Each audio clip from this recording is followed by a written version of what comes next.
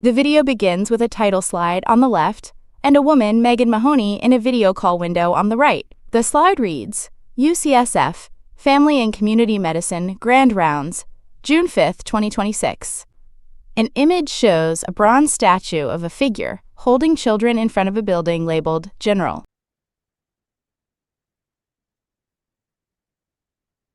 Well, good afternoon, everyone, and welcome to the Family and Community Medicine Grand Rounds for June. We are really delighted that you've joined us today and that we're going to have a really highly recommended presentation today. I'm Megan Mahoney, and I'm the department chair for the Department of Family and Community Medicine at UCSF. And it's my privilege to introduce our speaker today. Before we get started, I'd like to make a few quick announcements. First, please note that a new slide appears for an upcoming Grand Rounds on August 7th. It features a headshot of a woman in a hijab, Dr. Sandoz Al-Saad, and text about her presentation, The Menopause Connection. Today's session will be recorded, so the slide changes to show, quote, Grand Rounds recordings and more. On the left is a screenshot of a YouTube playlist of past presentations. On the right is a large QR code and contact information for UCSF Family Medicine. The slide about the August 7th Grand Rounds returns. The initial title slide for the June 5th Grand Rounds also returns. Of that. Secondly, following the main presentation, you'll be able to ask questions using the Q&A function on Zoom. And then I also wanted to alert everyone to our next Grand Rounds. The slide for the August 7th Grand Rounds returns. This will take place on August 7th, and we will be hearing from Dr. Al-Saad, Sandoz Al-Saad, who is a faculty member here. She will be leading a presentation on the menopause connection. Menopause is a natural part of life, and it is not often understood well. And in this talk, Dr. Al-Saad will help make menopause easier to understand by breaking down the common myths with clear science-based information. Dr. Al-Saad explains what we currently know about menopause, where there are still gaps in care and in research, and why menopause should be viewed as part of a person's overall health, not just a single life stage. The talk will also highlight the importance of a more connected, whole person approach to supporting people through menopause.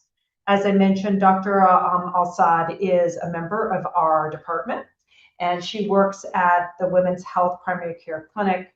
She's a nationally certified menopause practitioner and she's certified by the Menopause Society, and that equips her to provide the most current and up-to-date clinical service to women who are going through this transition to menopause. So hopefully we'll see you there. I also just had one last reminder that in case you missed any of our previous Grand Rounds, you can watch them on YouTube. Please join us, join the website, and using this QR code or using that URL link, and you can see the list of upcoming speakers as well. And if you have any suggestions or nominations, please email us at familymedicine@ucsf.edu. I also wanted to thank Dorothy and Linda for their help today in setting up this presentation. So now, without further ado, I'd like to introduce our speaker, and I'll just start off by just saying how thrilled we are that Dr. Catherine Gauthier is joining us. She is an assistant professor in family medicine and a medical educator. A new slide introduces the day's topic. Today's Grand Rounds, From Bot to Bedside, AI Patient Actors for Training in Clinical Reasoning and Communication Skills. It includes a headshot of a smiling Black woman, Dr. Catherine Gauthier, and her title. At Aga Khan University in Kenya. She teaches across undergraduate and postgraduate training, contributing to curriculum design and delivery, with a focus on clinical reasoning, communication skills, and interprofessional education. Her work includes integrating generative AI into medical education, particularly through the use of AI-driven patient simulations to support skills training in diverse and resource-limited settings. On a personal note, I will say that there's nothing more gratifying for the educators and those who are committed to a life in academics than seeing someone that you had a small part in their training and see them become so successful and become an international voice. And that is, been my experience with Dr. Catherine Gathu. I had the privilege of working with her when she was a resident. And it's wonderful to have her join for our Grand Rounds today. So welcome, Dr. Gathu. A black screen appears with the name Megan Mahoney in white text. A new speaker, Catherine Gathu, a black woman with braided hair, appears in a video call window. Her virtual background is a scenic view of green hills with the UCSF logo. Thank you so much, Dr. Megan.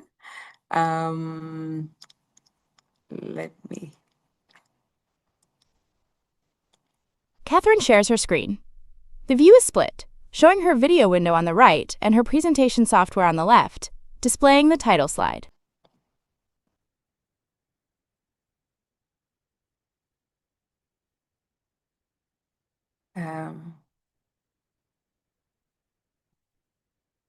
The presentation enters full screen mode. The title slide, From Bots to Bedside, has a dark green background and an illustration of a robot examining a patient on a medical bed. The presenter's name, title, and the date are listed. All right. Thank you once again, Dr. Megan, for that very warm introduction. And to be quite honest, I also wanted to take this opportunity to acknowledge you. You didn't just play a small part, as you put it, you played a significant part in my journey as a family physician that I am today, the genesis of who I am. And I've been watching you even from afar off, and I can tell that you're a role model to emulate. And I've been looking at you and saying that, all along my journey, you're a person I wanted to be when I become a fully pledged family physician. And here I am today sharing a platform with you. Thank you for the years that you invested in me as my first program director at Aga Khan University. And I owe a lot to who I have become today. Thank you so much for that. And even the opportunity to share with other family physicians concerning or regarding this topic that I so dearly love, from birth to bedside, and how it is that we are implementing AI patient actors for clinical skills training. I'll share a little bit about my journey and how I ended up here and how we are utilizing this even in training family medicine residents in Kenya. So thank you so much for the introduction. So in terms of disclosures, I have none. A disclosures slide appears. It lists none and notes that the AI tools are open access. A small image shows a snippet of a published paper on the topic. To declare, the tool that I'm going to share today is open access and non-commercial, and any of you would be able to access it. Perhaps also just to note that the lead author of the work that we are doing, Thomas Thyssen, has authored a paper around the same work and has published that in the Medical Science Educators Journal in 2024. Please take time also to go through that, and it can shed more light towards what I'll be discussing more of this afternoon. A team slide lists faculty and student team members involved in the project, with headshots of the student team. Logos of funding supporters are at the bottom. All right. They say if you want to go far, then you need a team to do that. So we have been working as a team, and I'm so happy to see this collaboration, one between faculty and students, and again, cross-cultural. And within different schools, from Geisel School of Medicine, led by Thomas Thyssen, to Dartmouth College, and myself from the Aga Khan University in Kenya. And our students, who are our main stakeholders in what we are doing, have also been part of this work. And one of the ways they have supported is by constantly testing the tool that I'm about to discuss this afternoon, and giving us constant feedback, areas that we can improve, because again, this is a tool for them. So having them being part of this sort of co-creating it with them has really gone a long way to enhance it to where it is right now. We also acknowledge funding support. This work has not been without funding. We also acknowledge that from our different partners and collaborators across the world. An overview slide titled What We'll Explore Today lists 6 topics in 2 columns, including the problem, AI patient actor, and global context. So what we hope to explore today is just deep dive on what the problem really is. They say if it's not broken, don't fix it. So then what problem are we trying to fix, or what challenge are we trying to mitigate? Clinical training has already been taking place even prior to the AI revolution. So what problem are we trying to solve? And I think we are going to delve much into that during the talk. What is the AI patient actor? What platform is it, and how does it work? What is the science behind it, and what is the evidence? We are medical educators, we are family physicians, and a lot to what we do is really backed up by evidence. So we are going to look a little bit into that, and how does this cut across the different contexts globally, in low resource settings, even in middle and high income countries. How does that cut across? And hopefully, I would hope that you are able to try out the tools yourself, whether it's during the presentation or thereafter, because again, that's the reason we're sharing this with you, because we hope that you can explore that, and hopefully. A slide titled The Challenge appears. It has 3 columns outlining the enablers, benefits, and challenges of using standardized patients. Get the benefit that we are also experiencing in Nairobi. All right, so the gold standard when it comes to clinical training for our medical students.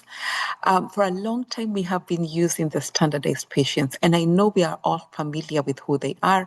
They're trained humans who simulate medical conditions, but the challenge is this has not come without real cost issues, especially the cost of training has really skyrocketed. The standardized patients are good because they help us to train our students how to conduct medical interviews. I remember training as family physicians, the heart of the consultation is the communication skills. I remember spending a lot of time being trained on that. So that is at the heart of any consultation, how to formulate differential diagnosis, critically thinking around that. This is the role of standardized patients. You can imagine if our students were just being trained in a classroom and then given an opportunity to go out and test with real patients, that perhaps will not go as well, because again, there's all that, readiness. Sometimes there's even fear. And they make mistakes, but the standardized patients have really enabled us to train them within a safe place, and they have been able to get formative feedback that has enabled them to constantly improve, especially through the repeated scenarios. Now, they do offer some challenges, and number one being they're quite resource intensive. To put that together, and also logistically, it's quite resource intensive. I have had the privilege of being a program director in family medicine and organize clinical exams from my students. I can tell you it was real, hectic. It was quite hectic to put all this together, scheduling constraints, and again, they're hard to scale. So with that, then with the AI revolution. A slide titled The Free AI Revolution in Medical Education highlights features of the AI patient actor platform, such as having over 65 clinical cases and being available 24/7. Comes the question is, can this be done differently. And the generative AI now opened up a whole new frontier for clinical training. And for us within this platform that we have co-developed and we are now implementing again across the different contexts, we have found it to be very useful in training our family medicine residents. Currently, the platform has a little over 65 cases and counting. These are clinical cases that have been developed by medical educators for medical educators. They are available to students 24 hours, 7 days a week. And I think there's nothing as good as that. Part of the feedback that we have received is a student perhaps seeking, to do a bit more refresher training, maybe a Sunday night before an exam, or maybe a lunchtime before a clinical exam. And this platform allows accessibility throughout and again promotes student-led learning. And they are able to, navigate the platform at any one time. It is free access and it has this global availability. And so it uses the same large language models that we know, ChatGPT and Claude. And the key thing is that we use that mainly for their conversational skills, not their medical information, but their conversational skills. And this is an area we found we could leverage on and build the AI patient actor platform. A slide titled, "What is an AI patient actor?" defines the term and shows a diagram of the process flow.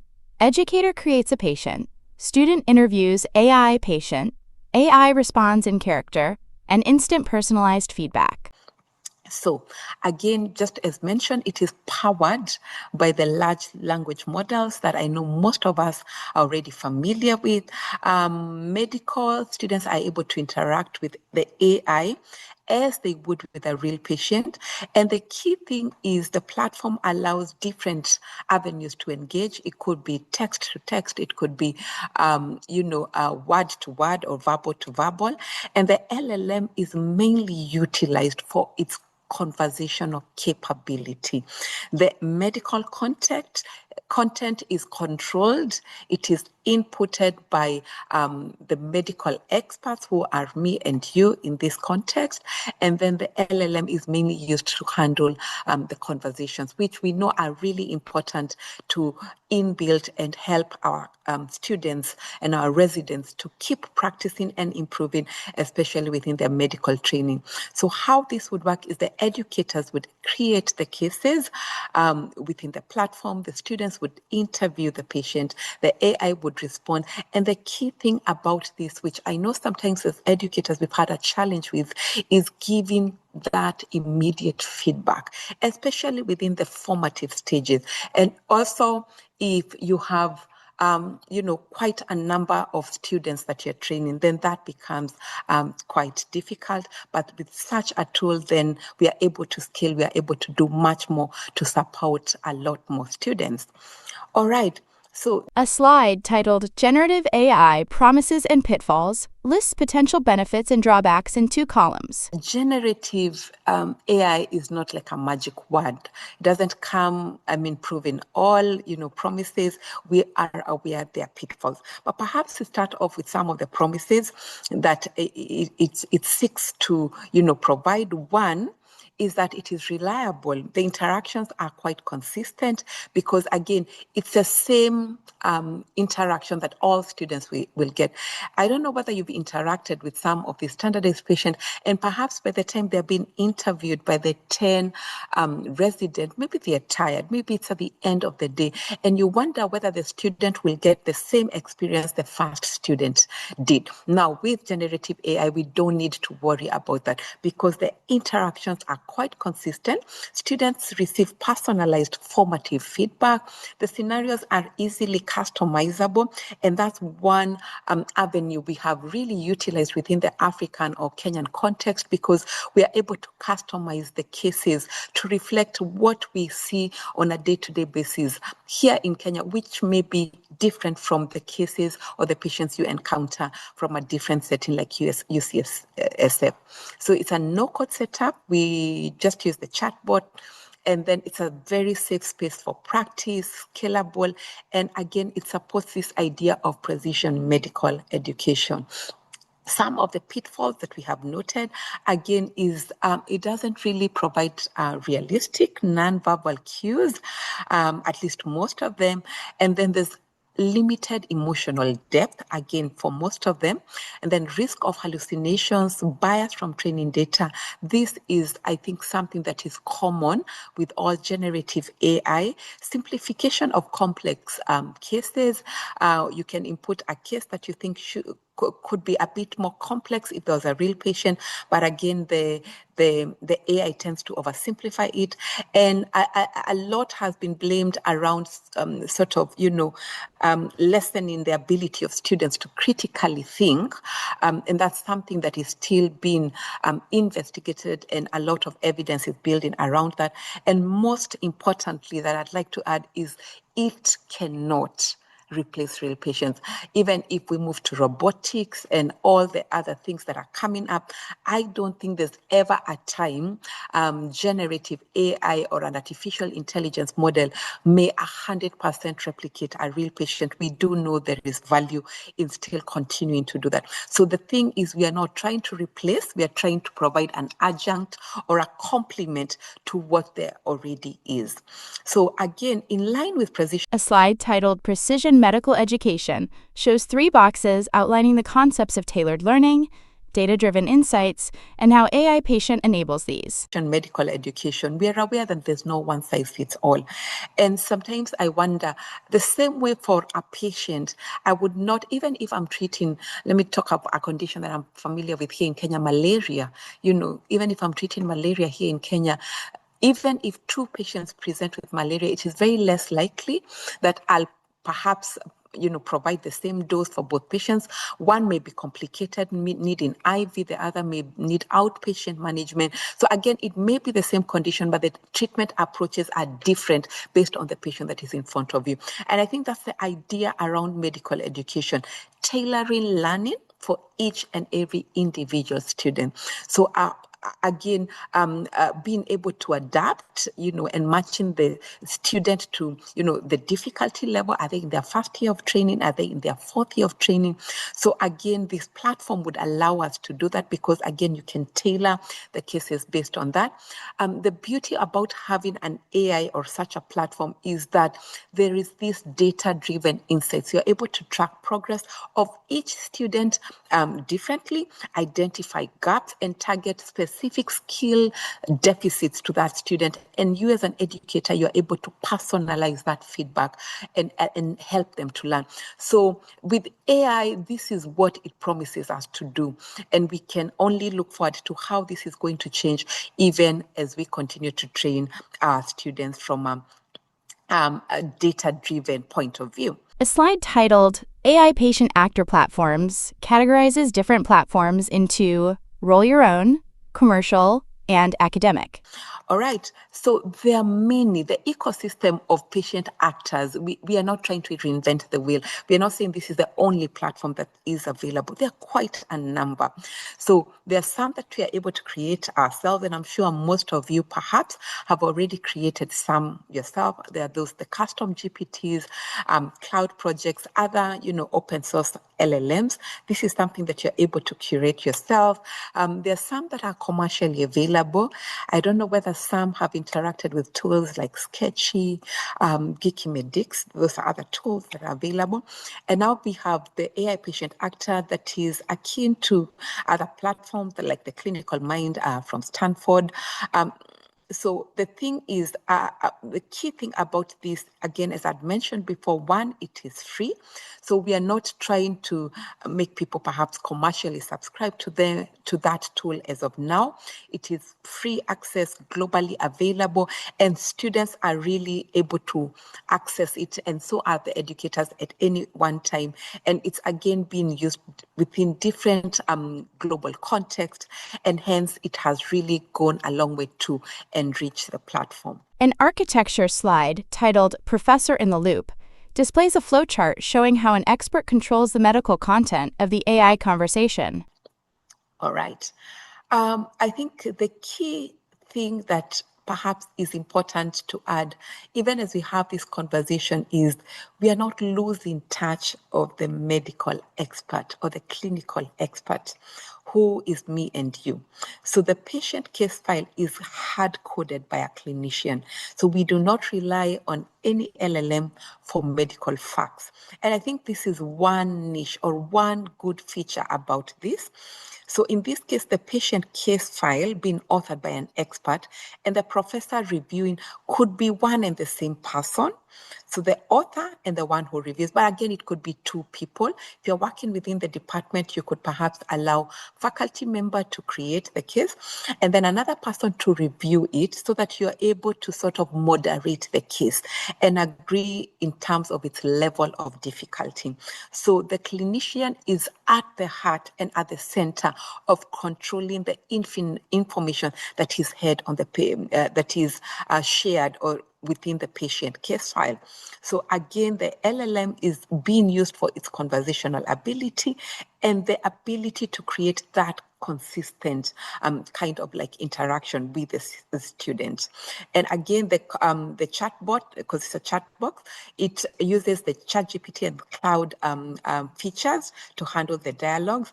And as educators, we are able to really control the complexity and also with the tool that I'm talking about today, the AI patient actor, the persona, we are able to give the patient actor a personality right from their voice to how they are responding. We are able to create scenarios that can mimic an angry patient because perhaps in that scenario, we are trying to simulate an angry patient. You know, sometimes it's a bit hard to get this as SPs, or even if we do, perhaps not as consistent as an AI patient actor would. But the thing is, we are able to give the AI patient a persona and that maintaining academic integrity. And most important, the students have a safe place to practice, keep practicing until they become better and better at the communication skills. Remember, in family medicine, the heart of any consultation is the communication and the consultation skills. And that in itself is what we hope that such a platform can enable our residents and our students to continue building up on. So we'll talk a little bit about a slide titled Anatomy and Psychology of an AI Patient breaks down the platform's components into two columns, detailing its user interface, engine, case file, and personality settings. About the anatomy and the psychology of this AI patient actor platform. So think about the anatomy like the hardware. Again, we've talked about the custom design, the chatbot it's using, the kind of engine, the LLM engine it's using, Cloud GPT, and the other conversational platforms that are there.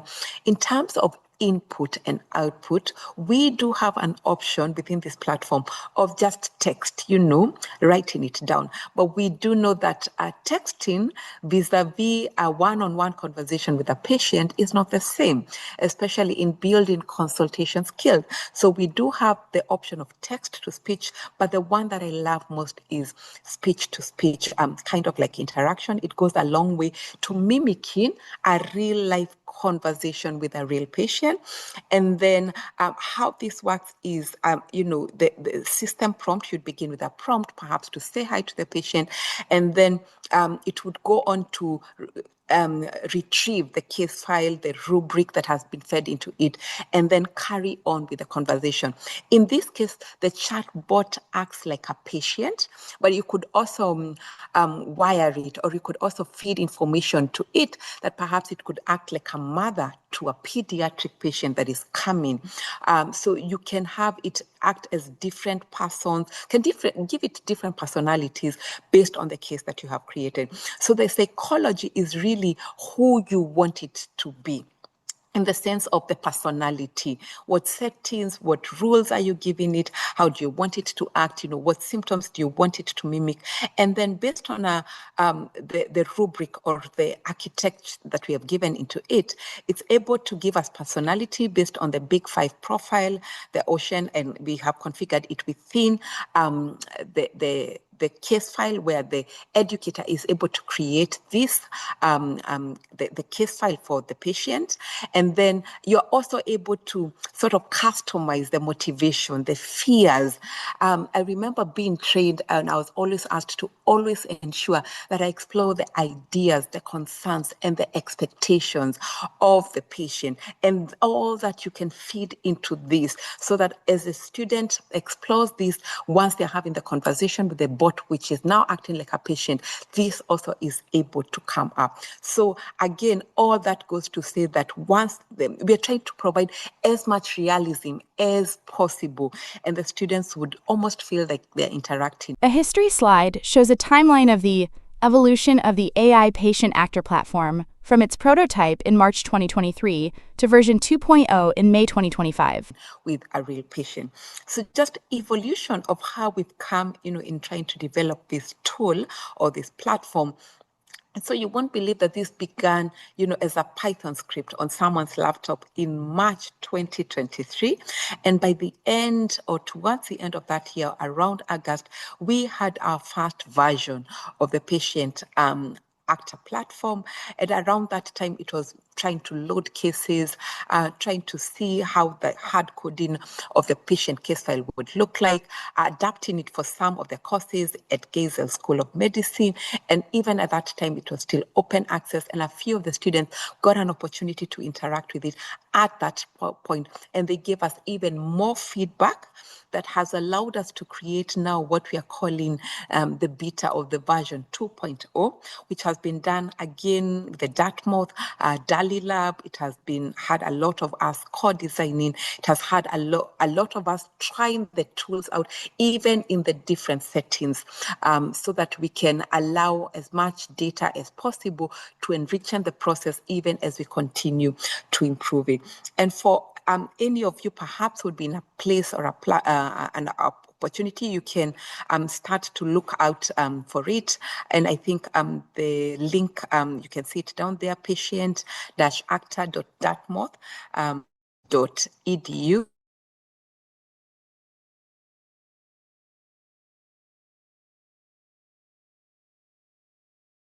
Version was looking at, the one that was developed between. A slide shows the user interface for AI Patient Actor 1.0, which was a streamlined, hard-coded version. May 2023 to May 2025.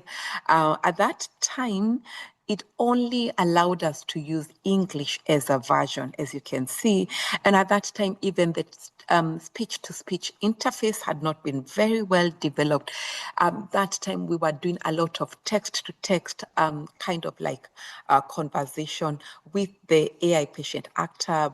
But we had a dream, we had a vision that with time, we would want it to be able to demonstrate conversational abilities in different languages. And I'm glad to report that the current bot that we have, the second version, version 2.0, is able to interact with a little over 52 languages. So it's very likely it can cut across different nationalities, and one would be able to find a language that they can relate with, they can communicate with within the bot. And right now the text-to-text version is available, but I find a lot more of my students preferring the speech-to-speech because it really mimics how a real patient would be able, how they'd be able to converse. A slide displays the login page for AI Patient Actor 2.0 with a simple design featuring a heart-shaped logo. With a real patient. So this is how the current platform looks like. This is, again, the version 2.0. This is what we have been using from May 2025 until now. And again, that you can log into the site patient-actor.dartmouth.edu and perhaps start to explore it. Of note is, again, you can create an account. It's free of charge. But currently, if you create an account, as you will see, as a student, you would need a code that would allow you to start interacting with the cases. We've done a lot to protect its integrity, in that we only allow students or faculty sort of trying it out to interact with the student platform, and only educators to interact with the educator version, just to maintain its integrity, as I'm going to show you in the next few slides. A plain white slide appears with the text Intro Video. Feel free to just, interact with me, pose a few questions that you may have, even as we watch this small introduction video that will shed a lot more light in regards to this platform. A short video introduces the AI Patient Actor platform, showing its features, including the educator portal for creating cases and the student portal for practicing interviews via text or voice. This is AI Patient Actor, an open access platform built at Dartmouth for clinical communication training. Educators have their own portal. From here, they manage courses, author new cases, and review student progress. Creating a case is straightforward.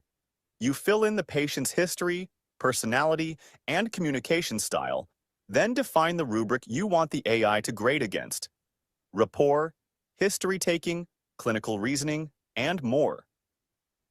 Every course gets a unique enrollment code. Share it with your students, keep enrollment open for as long as you like, and assign cases for the week. On the student side, they enter the code, and the new course appears in their dashboard. They pick any case the educator has assigned and choose text or voice mode. In voice mode, the patient responds with real prosody and emotion. A sidebar tracks encounter tasks, diagnostic tests, and a pad for SOAP notes, all rubric scored behind the scenes. The moment the student finishes, they receive formative feedback, rubric scores, narrative coaching, and for voice encounters. Feedback on not just what they said, but how they said it. Unlimited practice, 52 languages, immediate feedback, simulated patients, real learning. A slide for educators titled, The Educator Portal Create Your Own Case, lists 3 steps: draft the case, configure the persona, and publish to students. I hope that has given you an idea about this. And just going back a little bit into the educator, because the educator portal is the opportunity for you and I to customize. So first of all, there's no coding required. You just describe your patient in plain English, enter the demographics, the complaint, history, exam findings, all in plain English. But again, you're feeding it to an LLM, so it's able to generate its first draft. With every draft, you're able to customize, you're able to change and really ensure that it reflects the real patient that perhaps you saw or the one that you're trying to create. Secondly, you're able to configure the persona. The personality is a key highlight of this platform because, you're able to make the AI really reflect what you would like it to. Again, if it's, as I said before, breaking bad news, perhaps a sad mother or something like that, or an angry patient, all that you're able to personalize that, especially as you create the case. And then ultimately, you're able to publish to the students using a course code. And on your end, you will be able to track the students' progress in the student dashboard. You'll be able to see how many cases have they interacted with. With time, we even hope we can scale this to even research potential and try to see, does the number of cases that students interact with using this platform reflect how well they perform, perhaps in their clinical exam. This is something you can do, and again, gives us a good area of opportunity when it comes to research. A screenshot of the Educator Portal's Patient Profiles page shows a grid of various clinical cases that have been created, such as nocturnal enuresis and major depressive disorder with suicide risk. So I want to give you a sneak preview of how my dashboard looks like as an educator. This is what I have been able to create, and a lot more, but this is just a screenshot of that. Few cases that I've created. As you will see, some of the names that are there are Kenyan names. Let me say that these are names of names that we are very familiar with, but customization or adaptation within my cultural context goes beyond names. It's not just about bringing a Kenyan name, but if you open the case, the material there, the information there really reflects a Kenyan context. The diagnosis, some of the conditions there are really what we see on a day-to-day basis within my cultural context. So cultural adaptation is beyond names, but again, it helps. Again, even in the settings where they come from, some of them here live just by the riverside where they draw water from the river. And then that goes a long way in affecting some of the conditions that our students are interacting with. And that really forms a good way for the students to make these cases relatable. They're able to relate with this as they would with any other patient that they meet in clinic. A slide titled Personality Science, Calibrating Patient Personality shows the 5 ocean personality dimensions and interpersonal circumplex. And then we've talked about calibrating the patient personality, which is a key feature that the patient AI platform offers. And for them that may have been wondering what is the big, 5 ocean personality dimensions, it regards to one, openness, a highly open patient would be more curious, more open to the diagnosis that the student in this case would offer. A low conscientiousness would be perhaps more disorganized, one who easily forgets their medication. Extraversion would go on to reflect a person that who is, shares a lot. And the opposite would be somebody who is a bit more reserved, that you still want to train your resident how to interact with them. Agreeableness is how they easily agree to what the doctor is saying or challenge that. And neuroticism, again, are they more anxious? Are they more concerned about what's happening to them? And then again, the interpersonal circumplex, again, just goes on to say we can tailor the personality to how we would want the patient. A slide titled Try It Now displays instructions on how to sign up for a student account at the URL patient-actor.dartmouth.edu and an access code 7AI3YW with a QR code. Patient to reflect. So you can try it now, or you can take some time, perhaps do a screenshot. You can see whether you can, scan the QR code. Perhaps what you may need to have is the code that I have highlighted in red. Even if you do not wish to explore that now, see whether you can copy the code or type the code 7A and then capital I 3YW. Again, the code is 7A, capital I, 3YW. If you go to this platform, the URL has been shared there.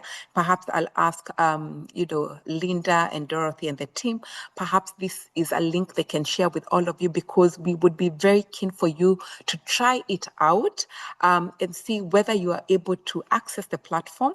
You'll be accessing the student account, and with the code, you are able to go in and try interacting with these cases and see whether they mimic the real patient as you would want that to be for your patient, and then see whether, how the conversation is. And so that perhaps is one thing that you can try out and share with us feedback. Towards the end, I'll give you information about how you can access the platform as an educator.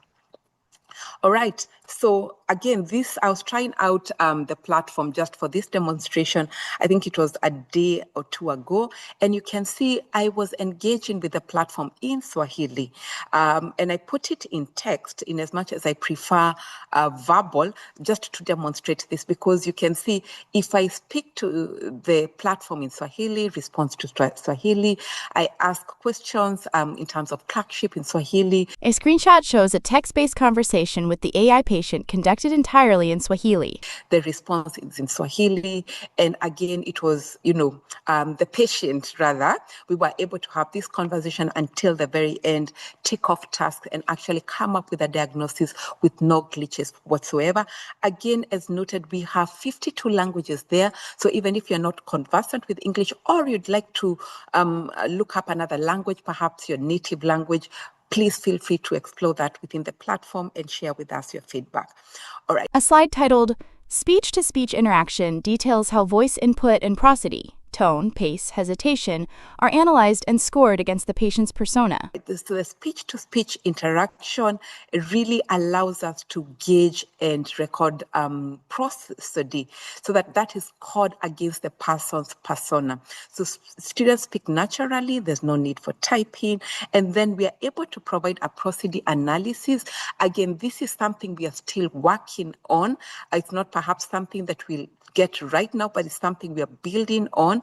And the key thing from now, what we have is the feedback that is immediate and specific for the student who has been interacting with that platform. So, and this is what the students really love the most about this tool, because they're able to get perhaps quicker feedback than we, the faculty, would give them.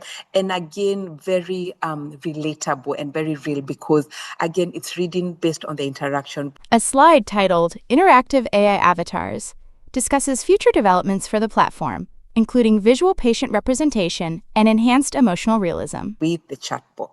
So in future, our hope, and again, the hope of AI is perhaps one time we can create quite interactive AI avatars, because right now, as you have seen, the platform is more of voice and text, but hopefully with time we can actually create an interactive avatar that can go a long way to mimic how a real patient perhaps would be looking like. But I think providing a face to the conversation is the next step that we are looking into building within this platform. A slide titled What Did Students Say displays feedback from a study at Geisel School of Medicine as a bar chart, showing high ratings for practice opportunities and immediate feedback. This has already been experimented in other places, like, for example, Geisel School of Medicine introduced this to their first-year medical students. That was in 2024 in their own doctoring course. It's a course they have. And the students, these are the main themes that were picked up from the survey that was shared with the students, is that highly recommend or highly goes out to provide opportunities for practice and reflection, provides opportunity for immediate feedback. I think that is the key thing about this platform. They acknowledged a bit of technical issues and frustrations, but at that time, remember, we were in our first version. I'd be happy to try it again with the same students and see what they would say about that. It enhanced their clinical reasoning, and again, they still noted, in spite or in addition to having this, they still preferred real patient interaction, which is good, because as we have said, we are not actually trying to replace that. We are trying to augment or put it as an adjunct. A slide titled Clinical Trial Results, AI Training Works presents findings from a NEJ MAI study, indicating that students trained with AI performed better on OSCEs. To what they already have. So there is data that has been published in New England Journal of Medicine, and they used what we call the ASCII, the AI standardized clinical encounters vis-a-vis students trained within the standard training, and they wanted to see how well they will perform in their OSCE training. And the students who had been trained on AI actually were noted to not only perform better based on their the scores, but also to be more emotionally ready to carry out the clinical examination and more confident. So please check out this journal, read more on it and see the data that it provided, and it can go on to tell us how we can perhaps build this on in trying to train our students or prepare them for OSCE. For now, the platform is mainly at supporting formative skills development and not summative. That's where we are at now, and at least we are still exploring through research perhaps how it can add on. A slide titled The Bias Challenge We Must Address lists 3 types of bias: race and dialect, gender and language register, and medical knowledge bias. In terms of summative training. So again, the bias challenge, we are familiar with that. The LLMs do reflect their biases based on their training data. That has been seen in various journal and evidence-based platforms. So it's for us to see then how to mitigate that, and perhaps providing different contexts that can feed information to this LLM is just one way of trying to perhaps see whether we can bridge this bias challenge that has been noted in terms of race, gender, language, and even medical knowledge. A slide titled Cultural Adaptation Beyond Translation lists East African idioms of distress and key adaptations for the platform in East Africa, such as training local educators and providing a Swahili language option. Bias. So, as mentioned earlier, cultural adaptation is beyond language translation. Some of the idioms that we've been able to input as I feed in my cases, as I try to customize my cases, I'm able to introduce a few idioms that perhaps if I gave a student in Kenya, they know what, we mean. Like, for example, if you say, pressure, I feel pressure. Sometimes a patient says, I'm feeling a lot of pressure. The student is able to understand what that means within the Kenyan dialect or perhaps the local setting. Sometimes we have patients saying they feel malaria-like symptoms. As for us, we know that means fever. They try to tell us that if you hear patients saying, I feel malaria, it just means I feel feverish.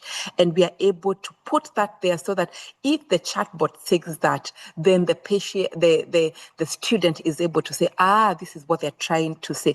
And again, get a lot more information from that to build onto the case. So the key thing we've been able to train our local educators on is prompt engineering. I think that's the new superpower, the art of prompt engineering. We're also able to get region-specific cases for our setting conditions.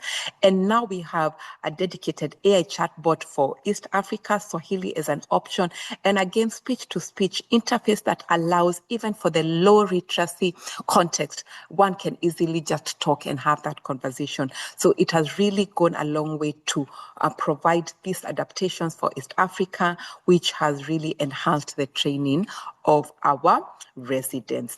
A slide titled AI Patient Actors at AKU Kenya outlines the implementation and importance of the platform for their family medicine residents. As I come to an end, because I'd like to provide a platform or an opportunity for us to engage in questions, in Kenya, we've done this primarily for family medicine for now. One, because I'm a family physician, and I also do know that building their consultation or communication skills has to begin from there. That's our niche as family physicians. So I've been able to introduce that to them. And in fact, just before I started this session, I was able to post a few cases for the students to interact with. Currently, I'm attending a conference in Augusta, Georgia, and so I'm away from my students for about a week, but that does not stop me from supporting them in terms of educational material, and I can leave something for them to do. And again, once I go back, I'm able to review what they've done and add on to what they've already been interacting with. So we've been able to author the cases, focus on what East African presentations, and again, language, and we've been able to train a few faculty on this, and the interest is still growing within the... A slide titled Research Questions We Still Need to Answer lists 5 questions about the platform's efficacy and implementation, each rated with a priority level, high or medium. Kenyan context. These are some of the research questions that we still need answers on. We do not have the answers to everything. Does it really improve clinical knowledge and skills long term? How does bias manifest? How do we mitigate that? How accurate is the formative feedback that is given? Can it be used for summative assessment? We haven't used it for that yet. And all the other questions that you can see, and perhaps another good opportunity for you to explore this even from a research perspective. A slide titled How to Get Started as Faculty provides a 5-step guide, including how to request an educator access key. So for our faculty, as I said, I'd like to mention this at the end, is for you as a faculty, you would need an educator access key. And for you to do that, kindly for this time, please do not mind to email. You would need to email us at ai.patient.actor@dartmouth.edu. You can either take a screenshot and email that. And please request for that from Thomas Thyssen, is the one who will respond. He's our main lead author or the lead doctor dealing with this or guiding us on this. So he'll be able to verify your credentials as an educator and provide the access key for you, just to, you know, avoid any contamination from perhaps students interacting with that platform. And it is free of charge. All we need you is share that, your email, or write an email to that address, and we'll be able to do that. And then you can create your first case. There's also, you'll be given a link on how to really create your first case in case what I've shared is something that perhaps you'd like to explore another time. You are able to test and refine, you're able to assign to your students, and you're able to review your analytics that can go a long way to even supporting your students personally. The last slide as we come to an end, the AI Patient Actor. A slide with key takeaways summarizes the main points of the presentation in bullet points. Is a free tool. Mainly, we use that to train clinical communication and reasoning skills to our students. The professor in the loop is really what keeps us as educators at the center and at the heart of the consultation and of the conversation going on between the patient and the student we are training. Evidence shows that students who actually train on AI have the advantage and can actually perform better on their OSCEs. And in fact, from this study, because it was randomized control trial, when they found that this went a long way in, enhancing and enabling the students to perform better, this was rolled on even to the other students, the control group who had not been exposed to this platform. After the results of this study, they were also exposed to the platform so that they have the advantage of improving their clinical skills due to the, in terms of the results that were noted from that study. Cultural adaptation is essential. You are able to adapt that based on the setting you're in. Bias is real and must be actively monitored. So it's very important to do that. At all stages, training must be monitored. And formative, for now, we've not yet explored the summative option. And most important, we are not trying to replace the gold standard, the standardized patients. We are just trying to complement them and allow students an opportunity to be trained or to be student-driven, to be self-led when it comes to practicing their clinical skills so that they can continue to build up on their communication and clinical reasoning skills. A thank you slide appears with contact information and links for the platform, paper, and presenter. With that having been said, I really want to thank you again, the organizers and Dr. Megan Mahoney, for giving me an opportunity to share this with you. Back to you. Wonderful. That was such an interesting conversation and presentation. The view returns to the two speakers, Catherine and Megan, in their respective video call windows. We now are going to invite the conversation. There's been a lot going on in response to your presentation. I noticed that a lot of our colleagues who are on the line here are logged on to the AI patient actor portal, and thank you for clarifying that the code that you gave us is for the student account. And if we wanted to sign up for the educator account, we will email your colleague at Dartmouth, and so lots of interest. There's one question, and I invite anybody else to present a question for us. And then I also have a question if there's a gap. But I did want to just highlight, I see on the line also is Dr. Kevin Grumbach, and he was the department chair who allowed us to have this partnership between UCSF and Aga Khan University way back in the day. And so I just wanted to acknowledge him and thank him for that. So I wanted to just give you the very first question, which is Anjana Sharma says, thank you so much for joining us. And there is a consent that we have to agree to when we sign up. But could you tell us a little bit about how the data is shared with OpenAI as a partner or any other entities? It'd be great to learn about that. It looks like there is some retention of de-identified data. Okay. Yes, very good question. In terms of how this is shared, I think the key thing is, first of all, the people who access the platform, both as a student and as an educator, it's a code you're using. So it's not really open to anyone. So it's a code you're using. But by virtue of that being an LLM platform, we are aware that it can be open to maybe other sort of the open AI. That possibility is there. So the key thing is the platform provides that security of, as an educator, your case is only private to you, and you are the only one who can share it with the other students. But by virtue of it being within an open AI space, then we cannot really regulate that in terms of who else can access that. However, you are able to de-identify the patient. If, for example, you're creating a scenario, you are able to perhaps provide some pseudo-anonymization so that even if the case is available to other people, then it would not really be linked to you in any way or another. So the key thing is, by virtue of using the open AI platforms, we really may not have a lot of control. Like any other generative AI, the data shared or available would be open to people out there. But the case itself, you are the only one who can share it with the students using the code. And so perhaps within that, it's able to provide some form of security. And you're also able to sort of provide a security or a platform where you know who is interacting with the case, and you know the response they're providing, and you're able to again monitor that as an educator from your end. I've tried to answer that as best as I can.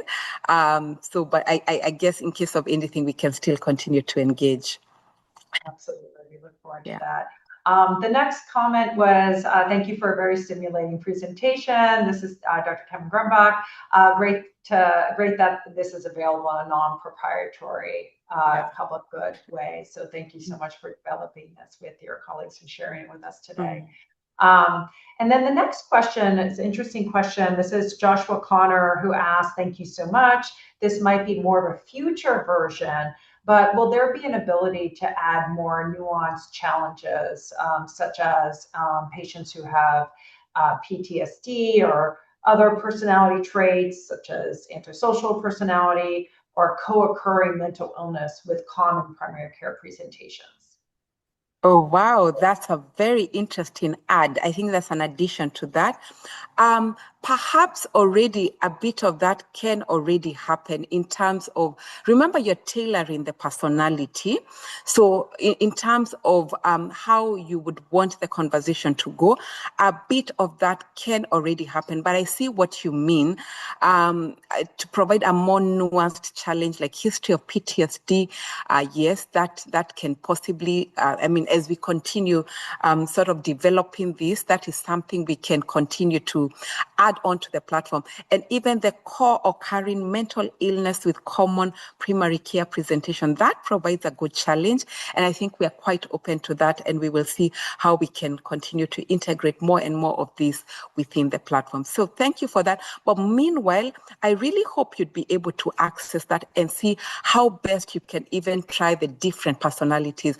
I think it's really, the sky is the limit based on how, you would be able to curate that based on your setting.